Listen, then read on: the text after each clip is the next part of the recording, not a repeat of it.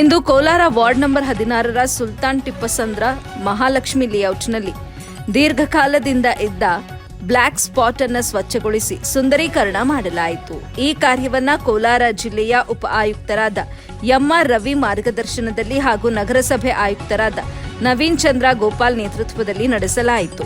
ಆರೋಗ್ಯ ನಿರೀಕ್ಷಕರು, ಪೌರಕಾರ್ಮಿಕರು ಹಾಗೂ ಸಮುದಾಯ ಮೊಬಲೈಸರ್ಗಳ ಸಹಕಾರದಿಂದ ಸ್ಥಳವನ್ನು ಸ್ವಚ್ಛಗೊಳಿಸಿ ಹಸಿರು ಜಾಲರಿ ಅಳವಡಿಸಿ ಕಸ ಹಾಕದಂತೆ ಎಚ್ಚರಿಕೆ ಫಲಕಗಳನ್ನು ಸ್ಥಾಪಿಸಲಾಯಿತು.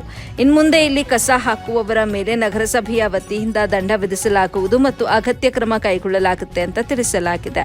ನಗರವನ್ನು ಸ್ವಚ್ಛವಾಗಿಟ್ಟುಕೊಳ್ಳಲು ಹಾಗೂ ಆರೋಗ್ಯಕರ ವಾತಾವರಣ ನಿರ್ಮಿಸಲು ಎಲ್ಲಾ ನಾಗರಿಕರು ಸಹಕರಿಸುವಂತೆ ಮನವಿ ಮಾಡಲಾಗಿದೆ.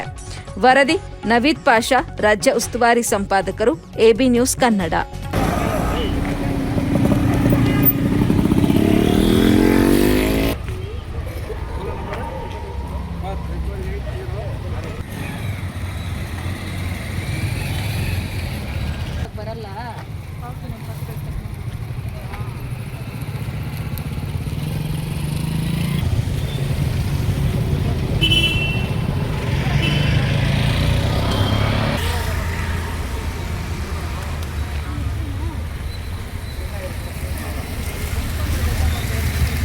ನಂಬರು 16ನಲ್ಲಿ ಮಹಾಲಕ್ಷ್ಮಿ ಲೇಔಟ್ ಕುತುಬ್ ಶಹೀನ್ಶಾ ನಗರಲ್ಲಿ ಒಂದು ಬ್ಲ್ಯಾಕ್ ಸ್ಪಾಟ್ ಪ್ರೆಸಿಡೆನ್ಸಿ ಶಾಲೆ ಮುಂಭಾಗದಲ್ಲಿರುವ ಒಂದು ಬ್ಲ್ಯಾಕ್ ಸ್ಪಾಟ್ ಅನ್ನು ನಾವು ಕ್ಲಿಯರ್ ಮಾಡಿ ಇವತ್ತು ಗ್ರೀನ್ ಮೆಶ್ ಕಟ್ಟಿ ಮತ್ತು ಬ್ಲೀಚಿಂಗ್ ಪೌಡರನ್ನು ಹಾಕಿ ಒಂದು ಸ್ವಚ್ಛತೆಗೊಳಿಸಿ ಬ್ಯೂಟಿಫಿಕೇಷನ್ ಅನ್ನು ಮಾಡಿದ್ದೀರಿ.